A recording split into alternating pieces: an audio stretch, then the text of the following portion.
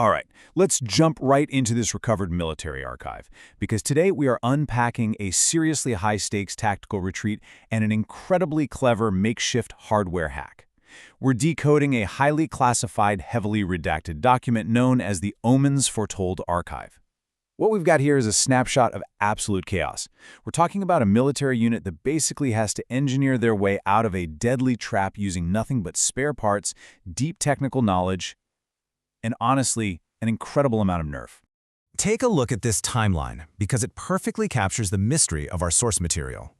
The primary event we're looking at took place on April 11th, 1994. But here's the wild part. This file wasn't even discovered in the archives until March 2nd, 2026. Think about that. We are looking at a ghost operation that was buried for over 3 decades, revealing a level of tactical and technological ingenuity that was literally light years ahead of its time. So, here's our mission briefing for this explainer.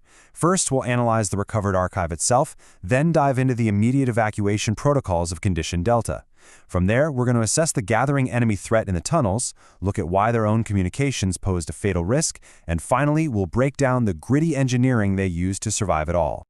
Okay, starting off with Section 1, the recovered archive. Let's get a glimpse into the past.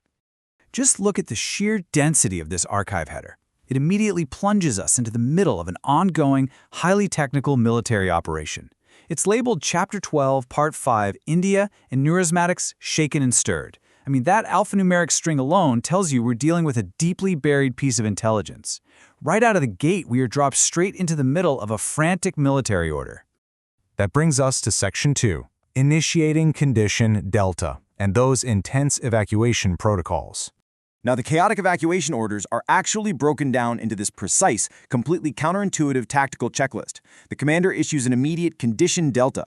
Step 1, leave the massive APCs and howitzers fully powered with their radios on. Then Step 2, the troops quietly evacuate to Humvees. Step 3, those Humvees go totally dark, relying only on handhelds. And Step 4, proceed at a limited speed to an abandoned toll road 2 miles south.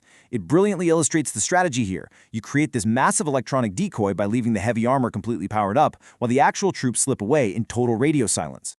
So the bottom line is that in Condition Delta, broadcasting your actual position is an absolute death sentence.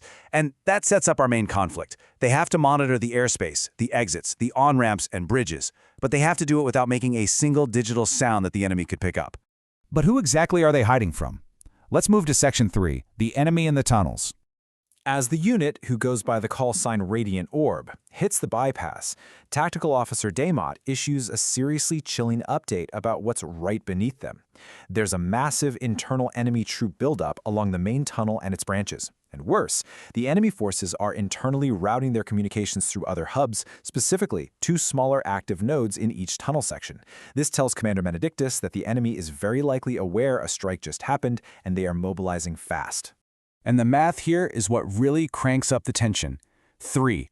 There were originally 4 enemy bot signatures before a recent hit, but now there are only 3. So where's the 4th one? Its status is completely unconfirmed. No activity, no residual energy output. It might be destroyed, sure, or it might just be lurking off the grid. And that unknown factor makes this underground threat infinitely more dangerous. Which leads us directly into Section 4, the communications threat, and the danger of broadcasting.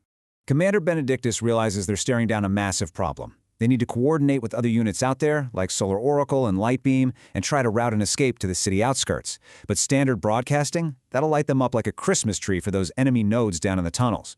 Benedictus needs to fundamentally alter how their radios work. They have to shift from easily tracked standard broadcasts to something totally disguised, localized, and unrecognizable. They basically need to, as he puts it, encrypt the encryption. I have a plan. I love this line.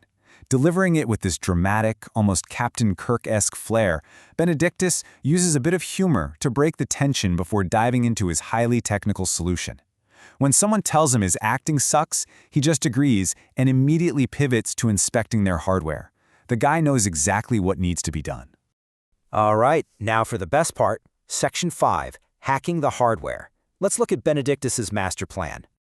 Okay, so they are working with Singar's racks. Now, the problem here is that Singar is notorious for not playing nice with standard broadcasts, civilian devices, or even music.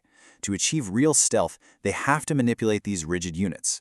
Benedictus specifically targets the 5 or 6-pin U229 connectors on a VIC-1 system, noting that the 6-pin is non-standard but incredibly useful for routing audio, data, and fill. Benedictus's idea is crazy but brilliant. He wants to build a jumbled switchboard using scavenged parts to completely mask what kind of devices are actually talking to each other. To hook up civilian devices, they have to add a push-to-talk switch and a TRRS connector. To manage the electrical load, they need built-in potentiometers to regulate impedance. And to confuse any enemy listening in, they're building a custom switch box to literally stir the commo and device recognition. So if the enemy intercepts it, the hardware signature just looks like a totally random jumble of civilian and military junk.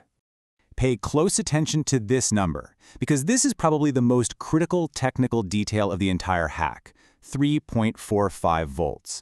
They physically have to open up their IBM computers, which are running i486DX2 chipsets, and rapid switch the jumpers to lower the core voltage from the standard 5 volts down to 3.45 volts. Why do that? Because lower voltage means a weaker, far less detectable digital signature. By starving the chips of voltage and intentionally adding electrical noise, they make their digital footprint virtually indistinguishable from background static. This is the full masking tactic. You lower the voltage, you install small inline voltage regulators to stop any data from leaking out the sides of the circuits, and then you intentionally mask the clock frequency with artificial noise. It's literally electronic camouflage at the hardware level. Now obviously, Commander Benedictus can't sit there soldering all this himself while directing a retreat. To execute this complex engineering under fire, he enlists the top Commo guys, and they introduce themselves with these amazing tactical nicknames: Tweaker, High Amp, and BIOS Flasher. Benedictus actually laughs at the names, but he immediately puts them to work. It just goes to show you really do need highly specialized, slightly unconventional minds for specialized problems. But remember, this hardware hack isn't just some theoretical puzzle drawn up on a whiteboard. It has to be ruggedized right now to survive the bumpy, high-speed evacuation they're about to make. Tweakers out there hand-copying pinout schematics from a map projector because they literally can't trust the network printers. They're ripping apart older, emptied cases to house these new switch boxes. The final product has to fit securely inside a bouncing Humvee, support at least 4 men, and withstand extreme shock and vibration. Yet even as Tweaker, High Amp, and BIOS Flasher frantically start building, reality crashes back in.